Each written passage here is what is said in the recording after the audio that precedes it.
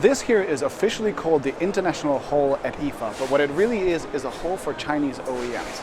And you might have heard the term OEM before because often media calls smartphone manufacturers like Samsung and Huawei OEMs, but what the term really means is a company who manufactures and designs products for other companies.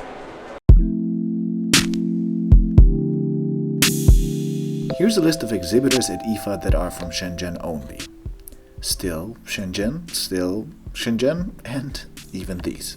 Actually, more than half of the exhibitors here are obscurely named Chinese brands you've never heard of, but you are using their products every day, even without knowing about them. In the most basic OEM setup, a big technology company like Dell, for example, researches and designs the most crucial parts of their products like monitors themselves, and then finds a company like Bratek, for example, who claims to be China's #1 audio and video bracket maker to supply them with monitor mounts. The company seems to have fairly good quality mounts, and since it's a fairly simple product with not much that could go wrong, Dell would just outsource this part to the supplier. Another company called Alwyn also proudly showed us their catalog of monitors and TV mounts, all of which you could buy and sell as your own if you want to. If your minimum order quantity is high enough, typically 1,000 or 2,000 pieces, they will even put your logo on the product. As this sticker proudly says, the buyer who has the right MOQ could request changes to the product or even have a completely new product designed for them. Another great example for this is earphones. Your smartphone probably comes with a pair, but most companies can't be bothered to make them themselves. And that's where earphone OEMs like Shangfai come in, who were kind enough to give me a short interview. I'm from China, Foshan, and our main products is earphone and headphone. Right, so do you have your own brand or do you manufacture for other companies?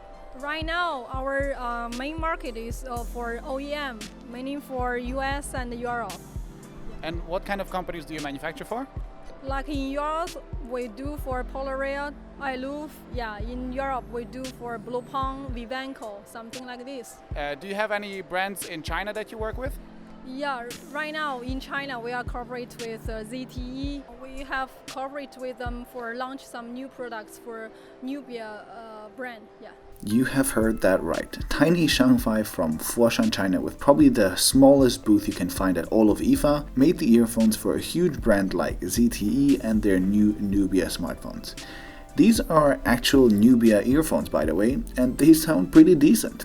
And at the minimum order quantity of just 2,000 pieces, you can have your own earphones from them too, even with your own brand in your own packaging. But what struck me the most is that they make products for Polaroid. So I checked out their booth here at IFA, and guess what? I'm pretty sure all of Polaroid's electronics here are from OEMs.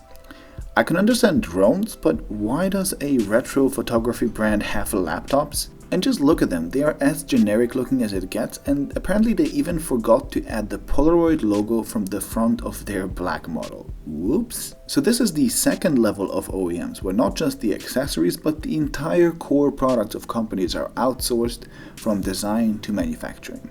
And if you think Polaroid is just a bad example, we also talked to many other large brands, like D-Link for example, who told us that they don't manufacture any of their products themselves, but simply outsource everything to OEM partners. Another popular trend these days is OEM manufacturing for small companies.